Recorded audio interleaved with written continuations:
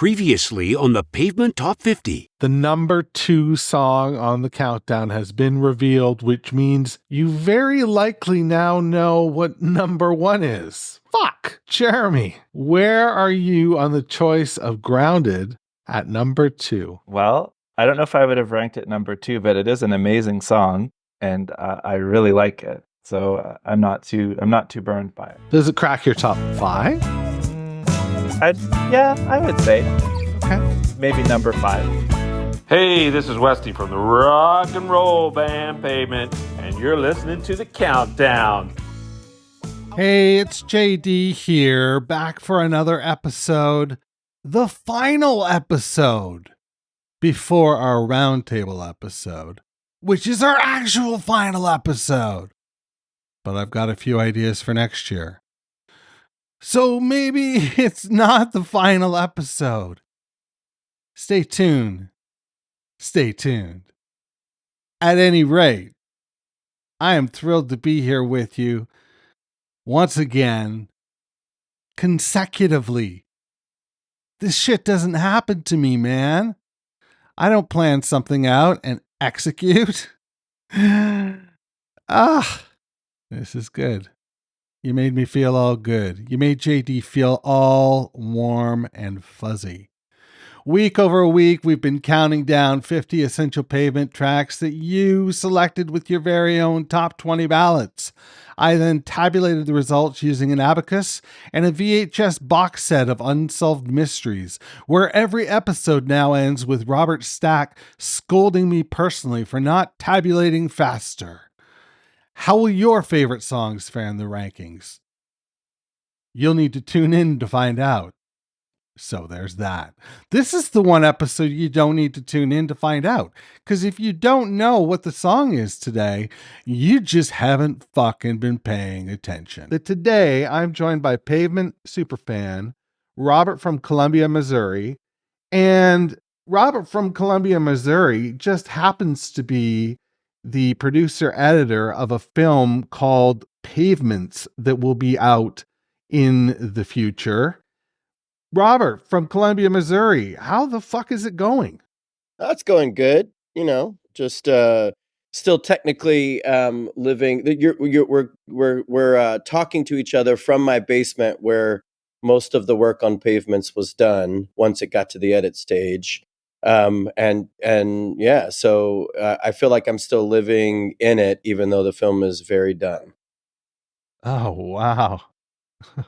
That's pretty cool to think that it was done there. And especially from an editing standpoint. We'll get into that after we talk about your Pavement origin story. But let's do that. Let's hear your Pavement origin story. So the first question is, when did I first hear Pavement? And I have this vague sense of, I grew up in North Carolina in a rural county called Union County, North Carolina. And I have this vague memory of hearing Nirvana's Bleed and a couple of other like sort of real indie rock stuff in whatever, like 90 or something.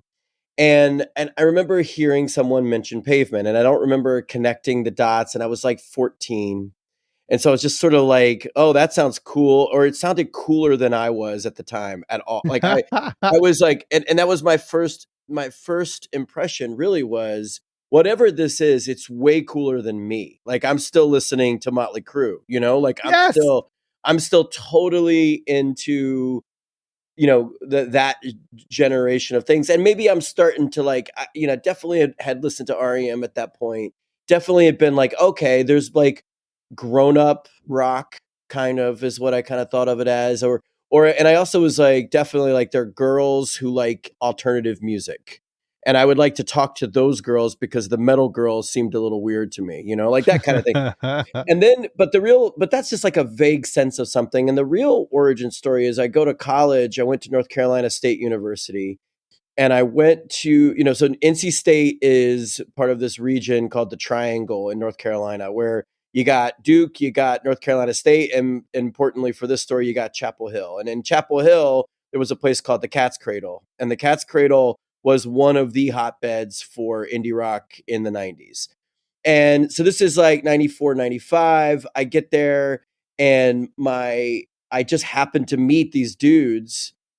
This guy Thad Anderson, this guy Mike Testa, this guy Danny Margolis, who are like had grew up in in Raleigh and grew up going to Cat's Cradle shows, and they knew, in my mind, they knew everything about indie rock music that you could know. Oh, And wow. and Mike's favorite band was Pavement. And so there's a line in the movie Pavements where Malkmus says he wasn't the Fall fan in his school, which I love. I put that line in there because I love the idea that there was a moment in time where you could be like, oh, that's the Fall guy, or that's like that's the Guided by Voices guy, that's the Echo and the Bunnymen guy, that's the like, or that lady knows everything about what I don't know, the sugar cubes. Like she's like the sugar cubes lady, whatever.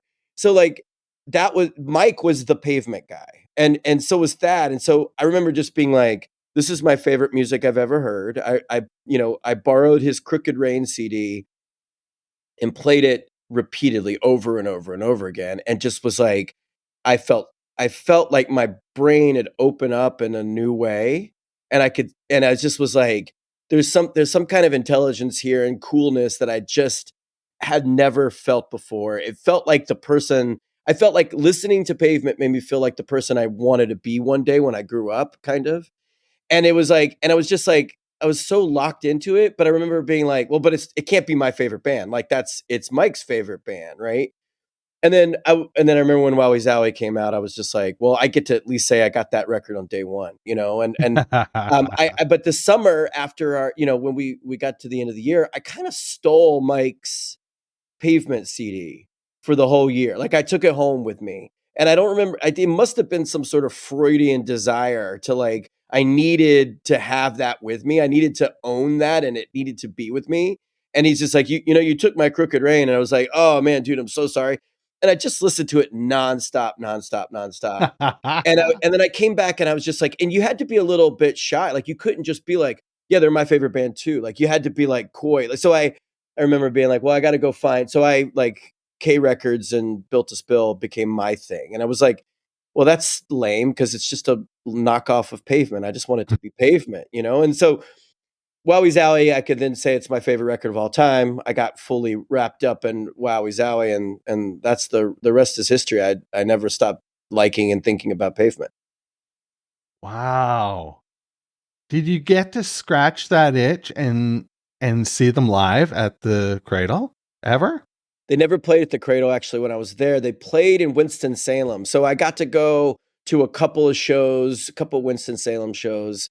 And, they were completely disappointing and thrilling at the same time. This was the era, I think this was the era where like, I mean, they were playing Crooked Rain songs the first show I saw, and then a lot of Wowie Zowie the second. And then I saw a Bright in the Corners show too. I forgot where I saw that, but maybe Raleigh. But they never played the Cradle actually when I was there, which we always thought was weird. But they must have had some sort of deal to play Winston-Salem, which was like an hour and a half drive. And it was worth it, of course. But yeah, Yeah.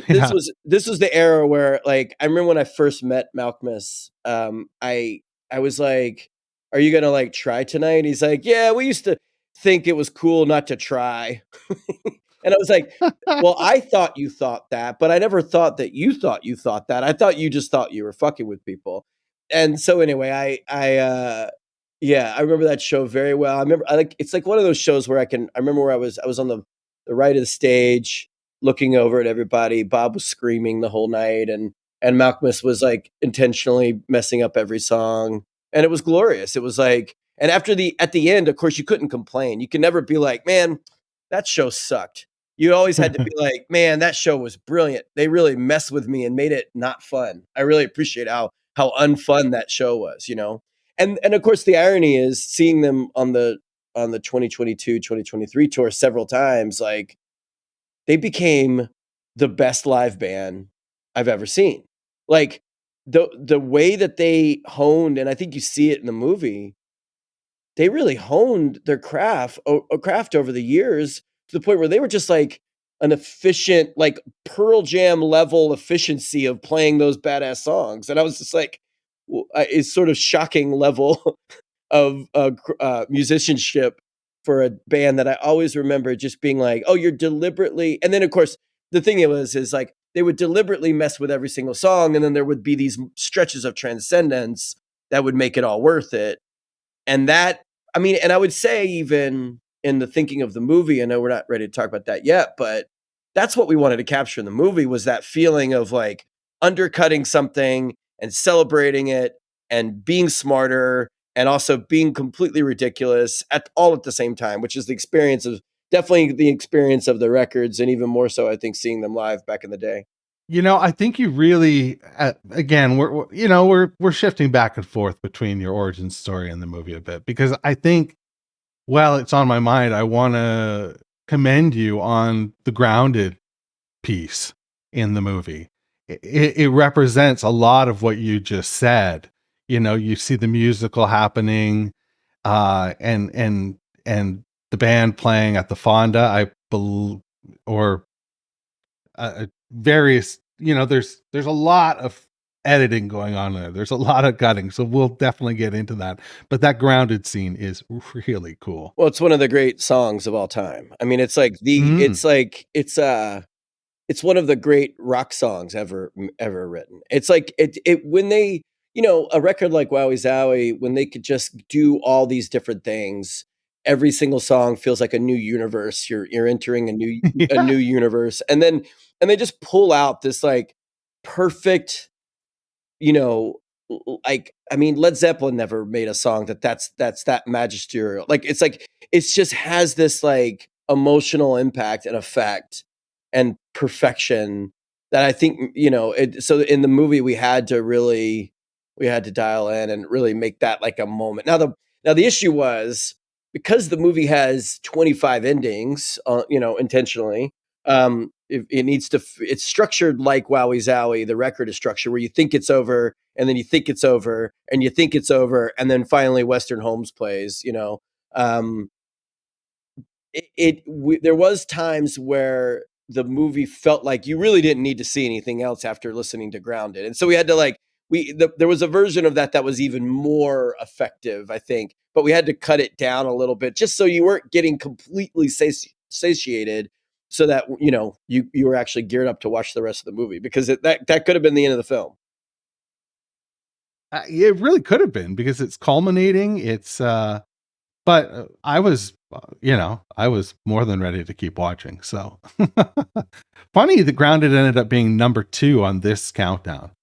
And we'll get to what number 1 is shortly. I'm sure nobody knows what it is, but yeah, Grounded number 2. Summer Babe was number 3. Or no, sorry, Gold Towns was number 3. I mean, they're all good. I sometimes I'm just like, Strings of Nashville is my favorite song. Sometimes I'm just like, I mean, Circa 1762 is a song that I didn't even hear until later in my I mean, Pavement was one of those bands that was always like, it was the defining thing of the 90s in my mind. The great bands were the ones where their best songs were not on the records. And like Easily Fooled, never properly released. And Easily Fooled is one of the great songs of all time, and Guided by Voices were like that too. The 7-inch songs were better than the record songs. I remember even before we thought Beck was an idiot, like all the best Beck songs were never released properly, like things like that. So that was always the test. And Pavement had the best songs that were unreleased songs that you could only hear. I remember there was just versions that you could only hear on VHS. I mean, not VHS, on audio cassette tapes, that you're just like, I've got this one tape with this one version of Easily Fooled that I feel like it's special. Of course, now that's all gone. You could stream anything, which is great, because my daughter, who's now 17, and Pavement is her favorite band. How cool is that? She knows all the live versions and all the B-sides and C-sides and D-sides that I was like, I used to think were like jewels that I had discovered in the dirt or something. She's like, well, they sort of were. You had to dig for shit. You did. Like, you really did. You did. And she doesn't get that, but it's also easier because she just like, oh yeah, this is my favorite version of Easily Fooled. I was like, you're so lucky to be able to just to say that, you ever had a version of Easily Fooled.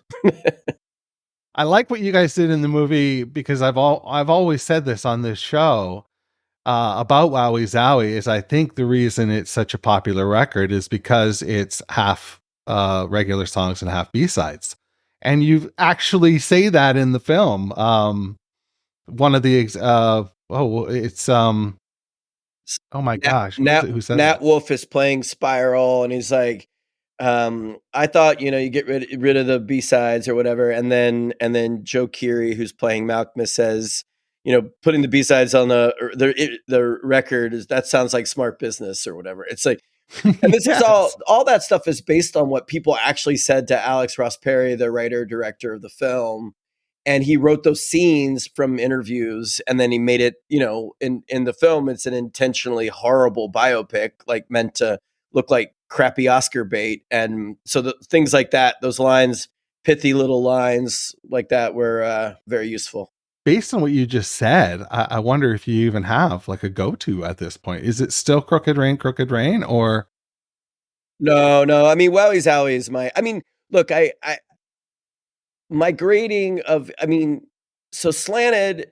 Okay, well, the Westing, I went through a phase where I would listen to that as if it was a record. Of course, it's not a record; it's a collection of 7 inches, and they're really meant to be listened to as as 7 inches, as EPs. But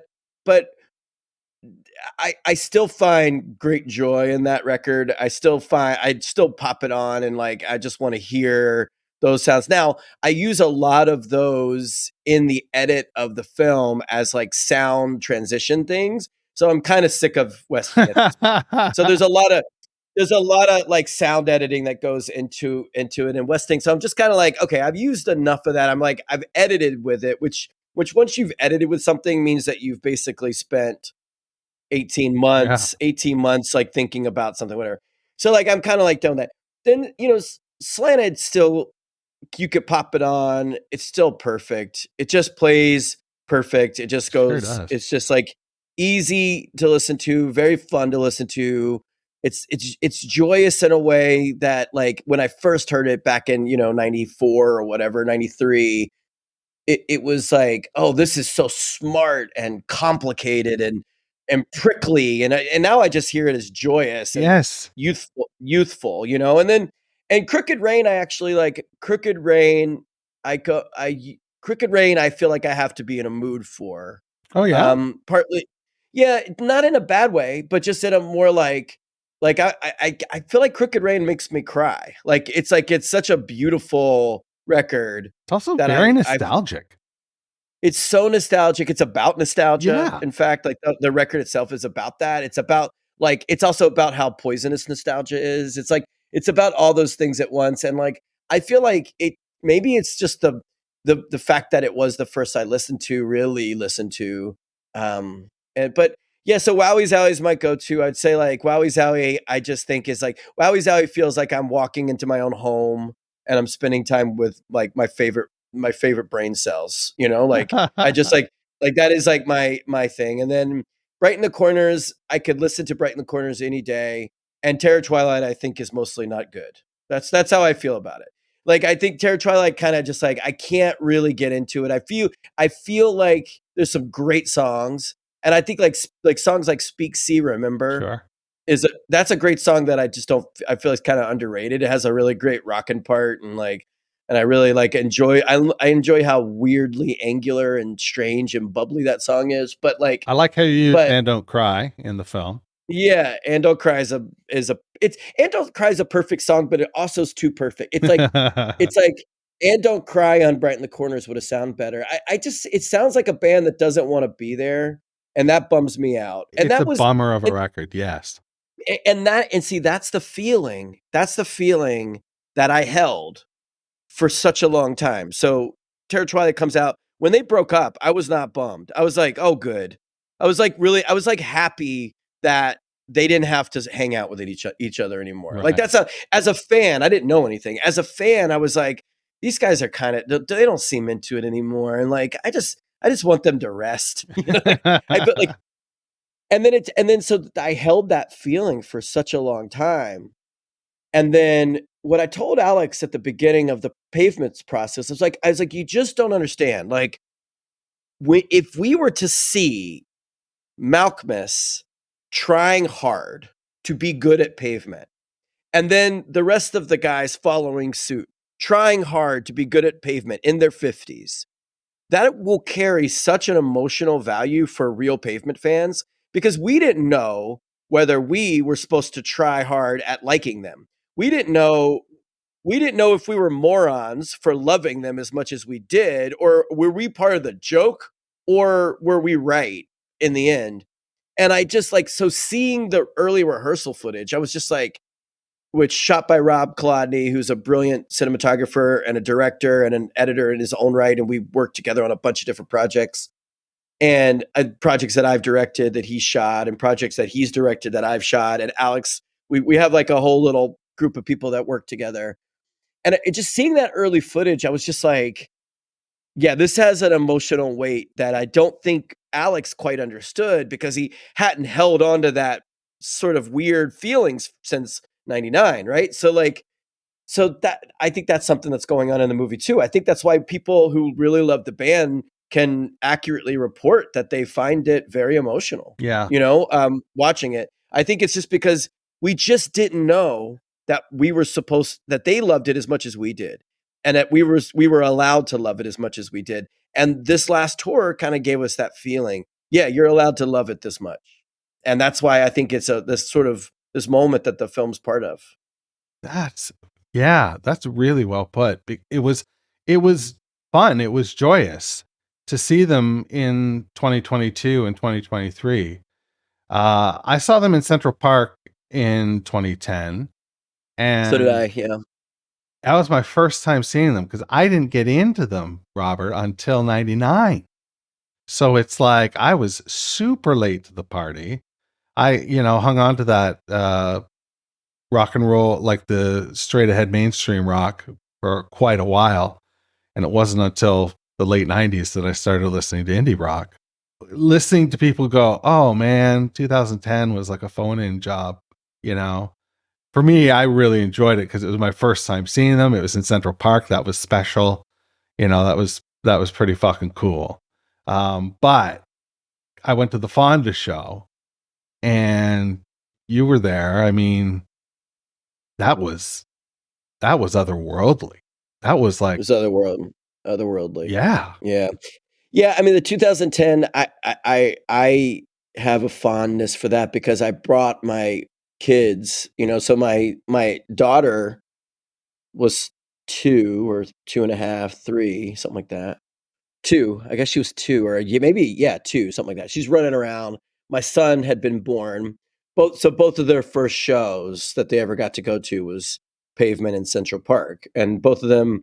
My son Wilkie loves different kinds of music. He's more of a hip hop guy, and my daughter is completely indie rock, and she's very eclectic in her taste. And so is he. But Pavement's, she still will say Pavement's her favorite band. It's almost like our psychic connection at this point. Like we both just say, of course, Pavement's our favorite band, even though I bet she likes a lot of things plenty, just as much or more. Her name's Ella, and just Ella and Wilkie running around Central Park, while Grounded's playing in the background. I've got video of it. It's just like my favorite. It's like really one of the great memories. And it was really hard. I have two babies basically, and my poor wife Tiana, like having to she was like, I had to convince her to do it. And she's like, I know this is a big deal. We should do it. But like, are you kidding?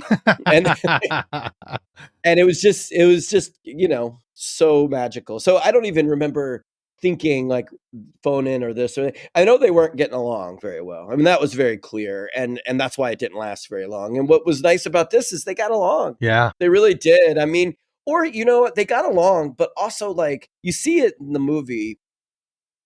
Malkmus will just kind of runs the show as he should. And then he kind of like apologizes a little bit sometimes. And then like, he's like bossing people around, and then he's like making fun of people. Then he's like, I'm sorry. And he's like, hey, that was really good. Like, I think they're more comfortable who they are. And like Spiral's more comfortable being himself. And I, Westy's always been comfortable. Yeah. I think Bob is unstoppable. And Mark is just the best dude. like I think like, and then Rebecca's an amazing addition. I think Rebecca is obviously, and I'm the MVP of the last tour. Like the coherence of the songs just benefits so much from what she brought to the table. I think it's true, and I think you see that in the film. Yeah, and she was in a tough position. I mean, these are a bunch of dudes, and they've known each other since 1990 in some cases, 1997 in other cases. They've known each other for a long fucking time, and for her to creep in, I spoke with her on the show, and she did say it was easy peasy. Like they were so accommodating and so welcoming, and she didn't have any trouble at all. I think they needed her. I think they knew they needed her. They knew that she brought something that elevated the show, very much so. I really think that. And I think that that's awesome. I mean, the one little snippet of information I can give you is that we're working on a soundtrack for the film, which will be a release, and she's great on all the tracks. Oh, that's wicked. Any new tracks? You should listen to it. That's all I'll say. Oh, excellent. Nice little breadcrumb there. Okay. So, should we talk about the movie, some of the questions I had for you? Sure, yeah. I mean, I really want to get into just how you fucking wrap your head around like a film where in some instances there's 5 or 6 different things happening on the screen at once.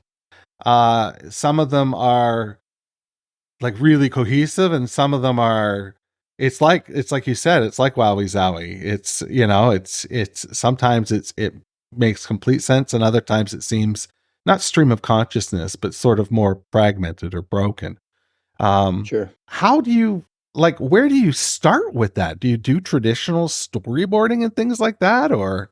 No, I mean, there's definitely, well, no. I mean, so I'll start with just saying that Westy nailed it at the Venice premiere of the film and the Q&A when he said it's a 3-sided movie, just like it's well, he's always a 3-sided record. I want to get that, like, that is the thing, is like, yeah, I mean, if you rewind, just the origin story of the movie, first of all, I've been working with Alex Perry for a decade. Okay. And I've known him longer than that. I've edited many of his films, going back to his breakthrough film, Listen Up Philip, in 2014. And we went to Sundance together. And I'm a director myself. So I make my own films, and my films are all, most of them are like hybrid fiction, nonfiction, documentary things. Yeah. So and the thing is, so I have a lot of experience with mixing fiction and nonfiction in elements that are combustible elements to do different things. And my films are like kind of serious. I mean, they've gone to Sundance, and my film Processions on Netflix, and was shortlisted for an Oscar and all that stuff. And so like they're like serious. They're like serious and like formalist and heavier. And then every time I work with Alex, like we made a film called Her Smell a couple years ago, and before that we made these others. Like it's just so liberating, because I get to do whatever. I mean, we just basically, his main way of making films is kind of like, let's just fuck with people. let's just push. If it's weird and it's adventurous and it's like, I've never really seen this before, is kind of our, MO. He just really, I mean, it's like to his own career detriment in some ways, because like he's got a name and everybody's excited about his new movies, but it's very difficult for him to get films funded these days, because he just like wants to make adventurous things. And in the editing room, that just means, that translates as, let's just do whatever we feel is exciting. And that is really rare, right? Like that's extremely rare. So that's the ethos that we brought already. And in like 2020, he called me and he was like, you know, I was contacted by Matador Records. There's like they want to make a Pavement film and they want me to do it. They want it to be this non-traditional hybrid thing. Do you want to be involved? And I was like, a hybrid documentary fiction thing about my favorite band. Motherfucker, you're not making this without me. Like, it's like that kind of thing. And so like, and he was like, fine, whatever. And we have a funny like brother like relationship where we bicker and fight all the time, and it's very funny. And so I was like, yeah, you're not allowed to, as if he couldn't say, fuck you, I could do what I want. He's the director. And so basically, like, he conceived of these threads after doing a long research phase through the pandemic.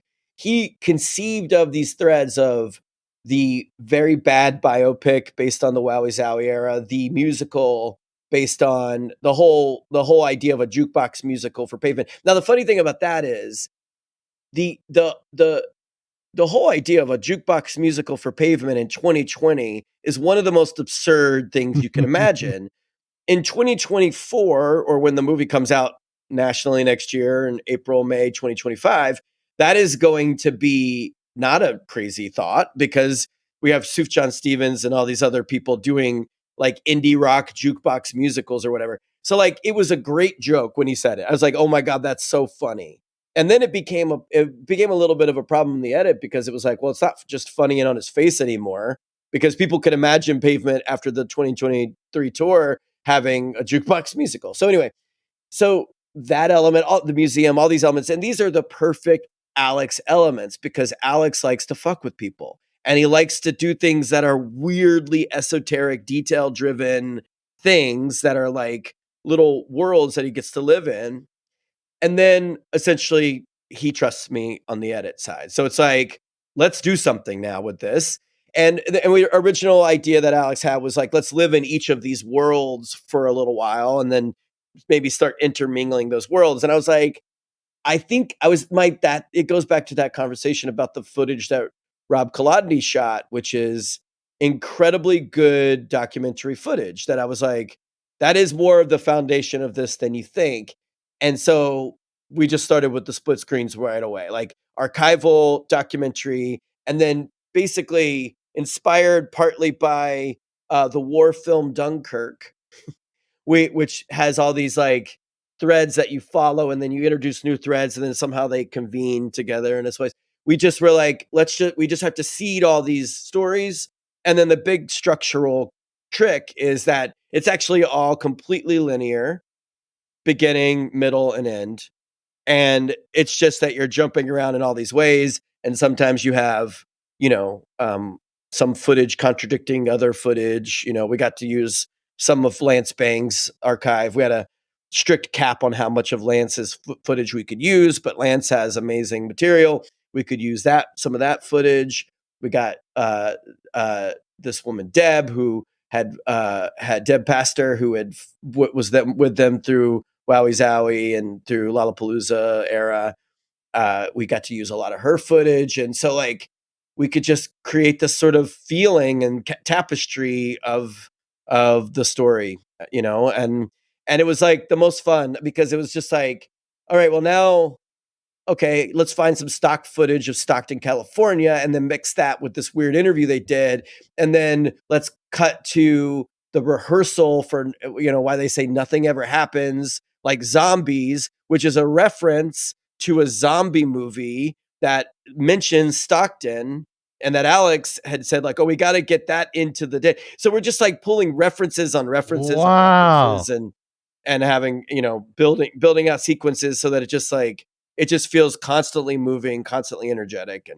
And look, and this is a band that, Malkmus says in the movie, I pretend, I'm like, I imagine what a singer might be on stage. Like, this is a band that was referenced other music, referenced the idea of being in a band as much as they were a band itself. So all this stuff makes complete sense in the mental landscape of Pavement. It's a fascinating project for sure. What about the music? Did you mentioned earlier that when you get into an edit, you're listening to things over and over and over again, and sometimes it can become, tiresome. You had to spend a lot of time with a lot of Pavement music. What did it change your relationship? I, the fact that I could edit Pavement music just because it's like, it's hard to say. I mean, it's like, it's so in my bones. Like, it's more in my bones than maybe any other art. Pavement music, we're like, editing, a song to Stockton footage. I was like, oh, I felt like I'd already done it in my head. Like, oh, this song is about Stockton, and so I'm going to edit the Stockton footage, or, the grounded scene, or using, like, oh, like when Cut Your Hair comes in, like, I had already experienced my thinking about what Cut Your Hair means for that band in 1993 when they wrote that song and are playing that song and referencing themselves as characters in their own story about bands and and this dumb line, like they're saying the word career, but it sounds like Korea just because it's too on the nose to say the word career. And so, like, I've already thought a lot about what it meant for them to do that. So then putting that into the film, I'm like, yeah, that's where it goes in the story. This is their breakthrough. This is right after they're starting to talk about, like, maybe we could sell some records and maybe we could be this band that everybody wants us to be, but we kind of don't want to be that band, but we could still try our best to be that band, but we kind of really don't want to do that. And it's like that sort of ambivalence and tension that the songs are about. Like, I've already thought about that. So, like, it was a joy. It just felt like I was giving, like Malkmus is famously has this amazing way of talking where every sentence contradicts the previous sentence. Right. And this is how I would say about editing Malkmus. I was like, oh, I can, like, take the words he's saying and I can make them make sense without all the contradictions that he always does. And then he's just saying these profound things about the growth of the band. That's what I felt like the music. Like, I could put it in a story that made sense to me as a fan who thought a lot about what it means to be Pavement in the story, And honestly, like, as a working artist, independent filmmaker myself, like, a lot of that way of thinking about what it means to be authentic, what it means to be yourself, all this other stuff, which is in the music itself. I had thought about that in terms of my own career and life and my own work. So it came really organically to use it. So no, I didn't get sick of the songs. There's also there's a lot of songs. I mean, the very first thing I did was I went to the Portland footage that Rob Kolodny had shot, and I edited those into, like, 5-hour sequences that are just rehearsal days. And that was just to get my head in the mode. And, like, I loved them so much. And I just loved doing that so much because he had 2 cameras. He was running 2 cameras. So I could edit these into little or extremely long movies, like 5-hour movies, basically. And that was just reorienting myself with the music and thinking about the music. And then I was allowed to cut it up and put it anywhere I want and make transitions out of it and build sequences. And it was a joy. Yeah, I bet. Man, you got to see all that rehearsal footage. I have all of it. You are, beyond super fan. The fact that you're a giant fan and then you get that kind of access is just so fantastic. Well, Robert, should we flip the script here and listen to the song of the week? Number 1 song? Sounds great. All right, we'll be back right after this. Hey, this is Bob Nastanovich from Pavement. Thanks for listening. And now on with a countdown. 1. Holy fuck, it's number 1. We did it.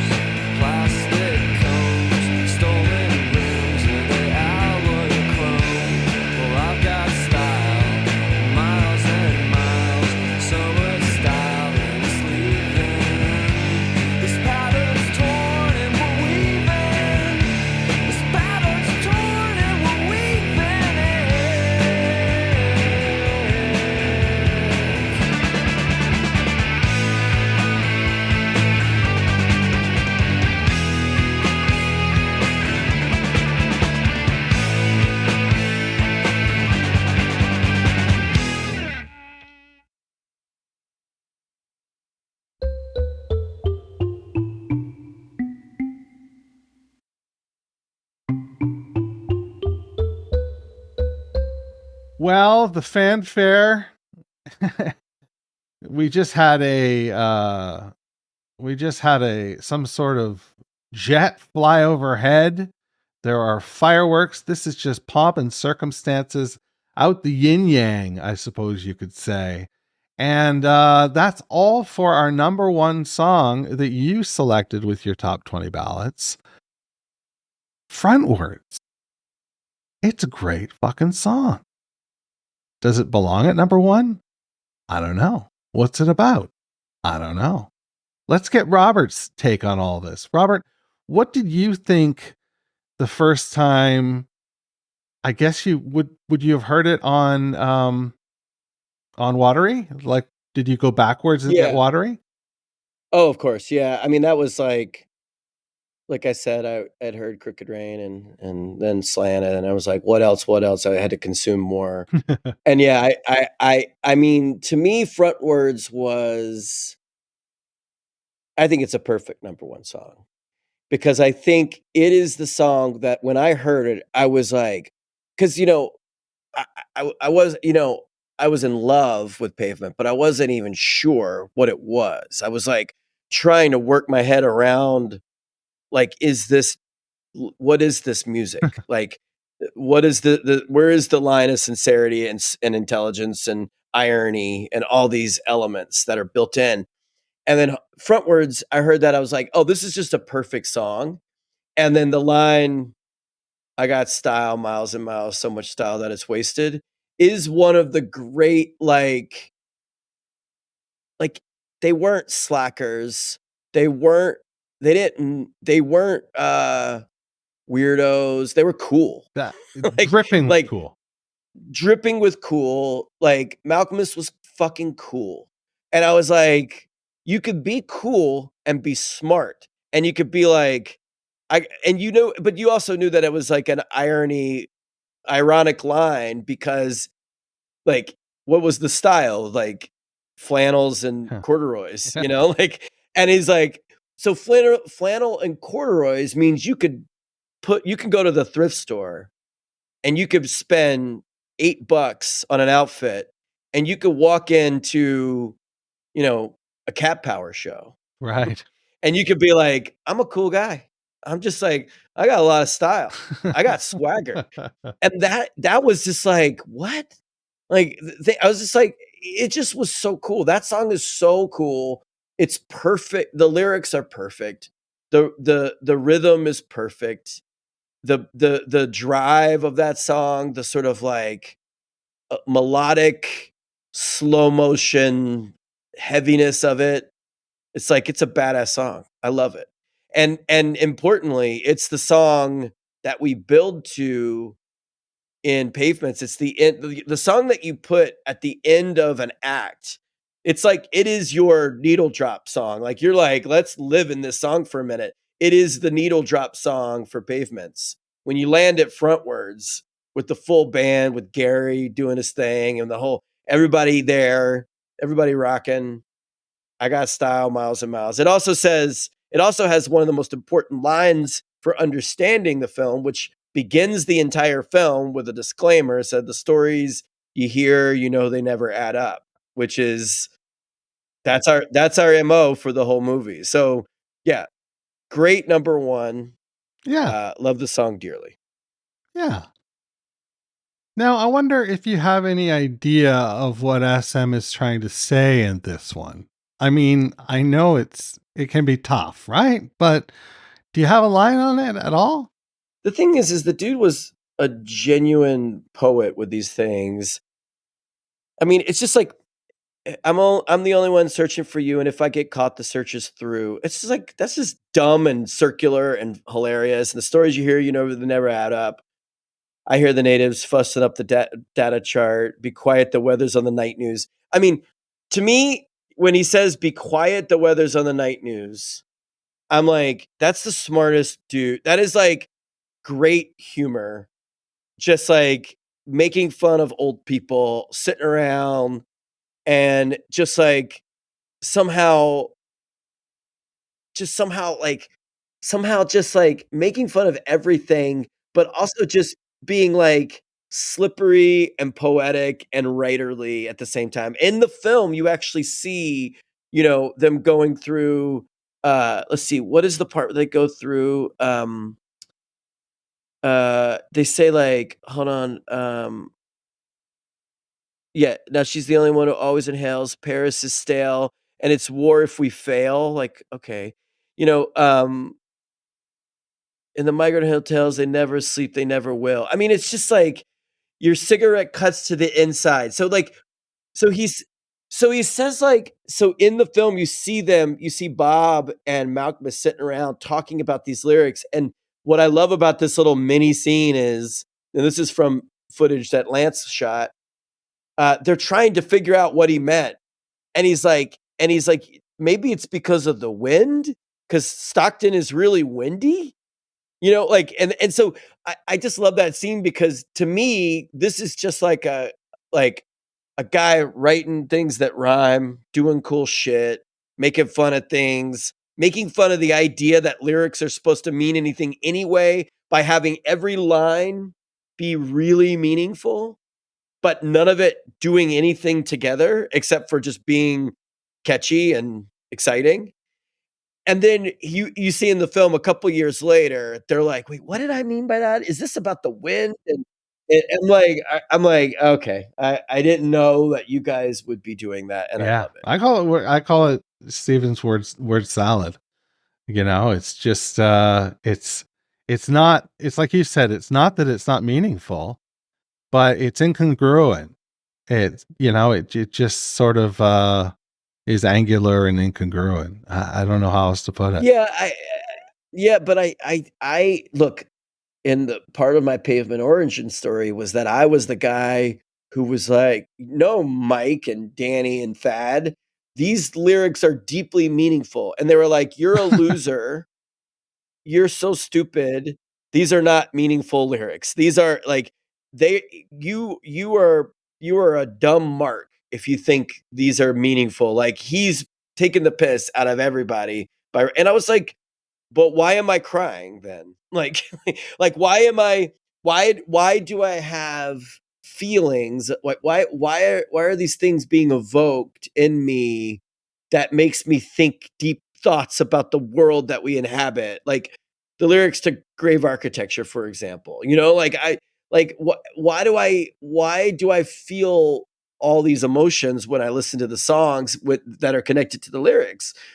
And so I always thought, word salad's fine as a definition, I guess. I always just thought it's just absurdist poetry. And it's absurd to say that it's poetry because Malkmus would be like, well, that's not poetry, like but I think it is. I think it was absurdist poetry. One key thing is like he says, I can't really write lyrics like that anymore. Really? And I think that is actually really, really important because I think in the movie we talk about it. It's this guy standing around the Whitney, you know, looking at all this art that's making him feel all these things and think all these thoughts and have all these complicated ideas about things and whatever. And he's writing this absurdist poetry, and it's coming from this place of ambition and youth and love and excitement. And none of us hold on to those things. Those things go away, And yeah, I think the movie, one of the things we want to do is honor that spirit, honor the spirit of that youthful spirit that is fleeting. Yeah. To me, youthful spirits that's fleeting, that is like the log line for Crooked Rain to me.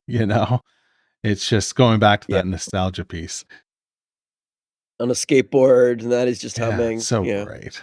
I used to walk to that song everywhere, and walk to that record, and that song just, I always felt like in my walk, I was making a music video. You know what I mean? Like I was in a music video. I would turn my head and look a certain way at something, and yeah, it was really fucked, but it was a lot of fun. Well, that I think that thinking is what guided the edit of the film, because that's how I felt too. And the good news for us old dudes is that there is a whole bunch of young people who like the band now and have the same feelings, because it turns out Pavement was right. I remember I wrote a piece in NC State's newspaper Technician about Brighten the Corners. And I remember being like, so, okay, the new sound for Pavement is this clean sound. They're going to do the notes are all going to be really crisp and clean and angular and long form. And I was like, look, they've been right before. They'll be right again. Pavement was right. So I trust them. Like I trust that this is where their band should go, because they were right when they decided to take a noise band and turn it into slanted. They were right when they decided to make ironic and sincere at the same time with Crooked Rain and that nostalgia. They were right when they decided to blow up the whole idea of the record itself with Welly's Alley. And now they're right again. I trust them. And that's how I kind of feel. Like I feel like the music is trustworthy. And kids that hear it now hear that. Like there's something about this music which is so deeply authentic to these people who made it that you can trust it, you know? Oh, I love it. Yeah, we'll wrap on that. Robert, it's been really great spending this time with you. Obviously you have, one project to plug, but is there anything else that you would like to mention? This episode's going to come out on the 23rd, I believe, of this month. Oh, well, this our group of filmmakers are doing a lot of cool stuff. So Alex Perry, he's got a video, a long form essay film called Video Heaven, which is about video stores, which is the only Alex Perry could have made this up. The film I talked about, Rob Kolodny, his film that he directed that I edited and produced called The Featherweight is going to be released just before Pavement is nationwide and digital platforms everywhere. We just got done with a festival run, and that's about the boxer Willie Pep, and it plays with fiction, nonfiction in a cool way too. And then I'm constantly working on films and things. I'm directing a couple new movies and editing some stuff.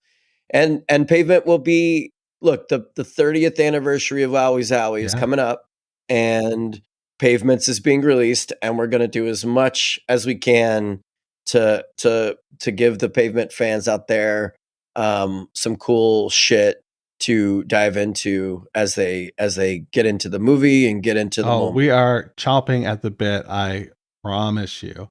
I have one final question for you about the film. I know I said we would wrap, but will we see in a bonus feature or anything like that a complete version of the musical? We have great hopes for what the musical can do, and I'll leave it at that, because I think we love the way it's working in the film, and it did, it ran for a 3-day show, three day run. I know, I wanted to go so bad. It was a lot of fun. But we have hopes for the musical. Okay, cool. I like the breadcrumbs again. Fuck. I like most carbohydrates, though. So there's that. Robert, I want to thank you so much for taking some time with me this afternoon to talk about the project, to talk about your Pavement origin story, and most importantly, to blow out the candles on this cake that we have baked for an entire year, people. Congratulations, we fucking made it. Wash your goddamn hands. Thanks for listening to Meeting Malkmus, a Pavement podcast, where we count down the top 50 Pavement tracks, as selected by you. If you've got questions or concerns, please shoot me an email, jd.meetingmalkmu.com.